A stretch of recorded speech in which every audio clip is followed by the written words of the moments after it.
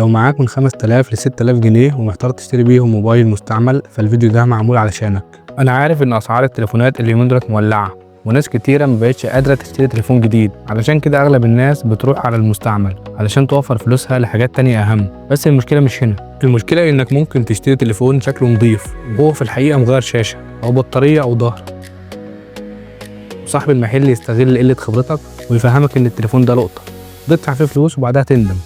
علشان كده قررت اشارككم خبرتي في سوق المستعمل، واقول لك بكل صراحه انهي تليفون ينفع وانهي تليفون بلاش منه. مش بس كده، هقول لك مميزات كل تليفون وعيوبه، وهل فعلا ينفع في 2026 ولا لا.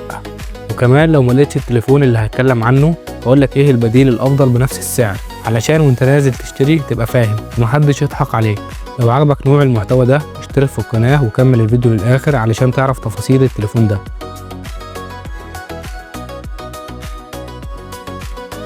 معاكم مصطفى الديب، خبرة أكتر من 3 سنين في سوق المستعمل، ودي قناة يوزد أب فون، ويلا بينا.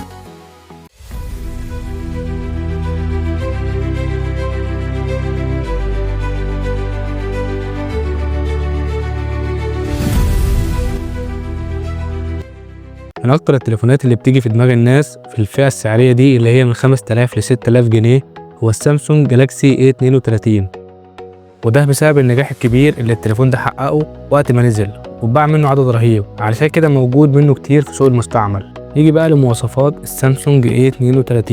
التليفون بيجي بمساحة 128 جيجا و6 جيجا رام، كمان بطارية التليفون 5000 ملي امبير، ولو بطارية اصلية هتكمل معاك يوم كامل استخدام عادي، اما لو العاب فهتديلك من 6 ل 8 ساعات لعب، وده طبعا حسب حالة البطارية.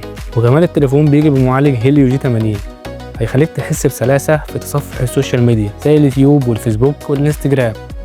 اما بقى بالنسبة للألعاب، لو ألعاب خفيفة هيكون شغال تمام، ولو ألعاب تقيلة هل ينفع؟ ينفع، بس على جرافيك متوسط مش عالي. بالنسبة للكاميرا الخلفية حلوة جدا في النهار، ضعيفة شوية في الليل.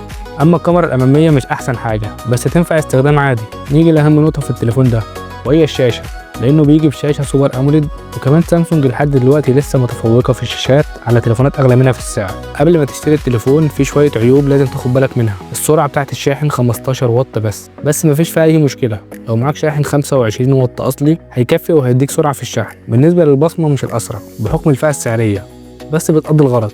التليفون نزل سنة 2021 وكان بأندرويد 11، ودلوقتي التليفون بيوصل لاندرويد 15. كمان التليفون بيشغل خطين، ولو على وزنه فالوزن بتاع التليفون خفيف جدا لانه 184 جرام، يعني مش هيتعبك في الايد.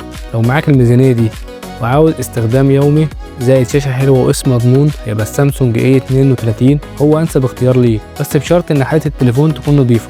قبل ما تمشي، لو الفيديو فادك اعمل لايك واشترك في قناه يوزد اب فون، ولو في تليفون حابب اتكلم عنه في الفيديو الجاي اكتب اسمه في التعليقات.